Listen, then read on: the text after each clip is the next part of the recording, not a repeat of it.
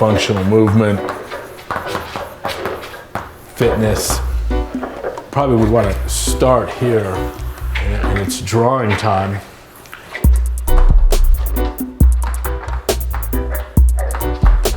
This brings up one of the key components of CrossFit training. If you look at an athlete or a trainer and working with somebody over time or developing your own skills. And I think it's one of the, every good trainer does it well, and yet I think it's one of the most misunderstood philosophical components or theoretical components of what we do, and that's this technique versus intensity, and what the role is in pushing the envelope on all of these components, primarily through weight races, if you will, or CrossFit workouts.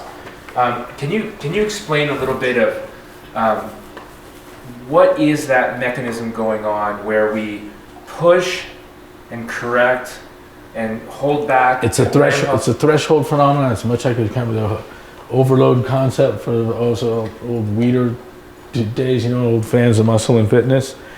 I'm taking a physiological parameter and I'm stressing it, and it's control, and both neurologically and muscularly there's an adaptation, a response to that, and it's increased control at a reduced or same intensity. It's at the heart too of every human endeavor where velocity is a critical component, or speed of the movement is vital. And whether you're talking about thoracic surgery or typing or any motor sport, where going fast without crashing is inherently valuable. What you find is a tension between error in movement and much prized velocity. And that is, there's a normative component of accuracy for the thoracic surgeon. Beautiful micro sutures, but it took you 3 hours and wasn't fast enough. You're racing motorcycles and you run into the hay, you went too fast, you lost control. In typing, it looks like a string of missed strokes, And no one has ever suggested in any endeavor that the best accuracy came about, the highest level of proficiency came about by never testing the speed of the movement.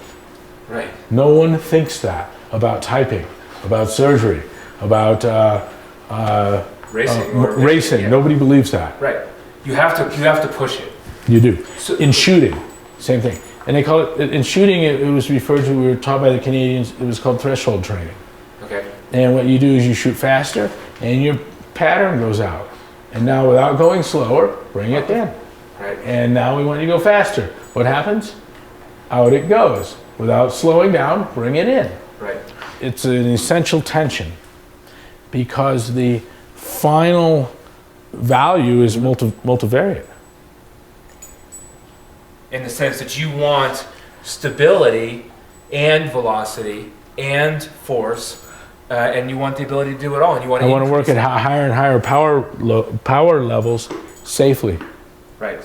So, but now let's talk about this mechanism. So you have a client come in. It's a new client, and he or she has some limited their ability, right?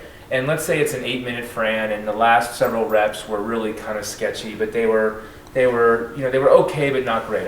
Like no one would look at that and say that's solid movement, right?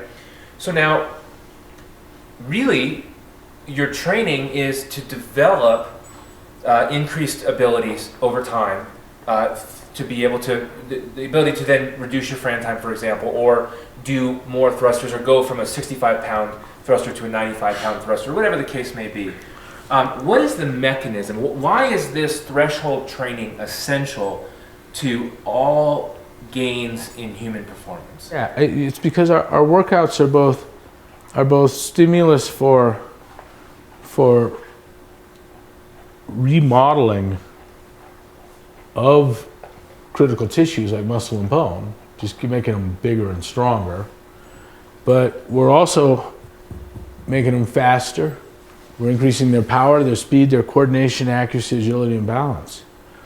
Which translates, those are empty words until you realize they mean jump higher, Right. throw farther, hit harder.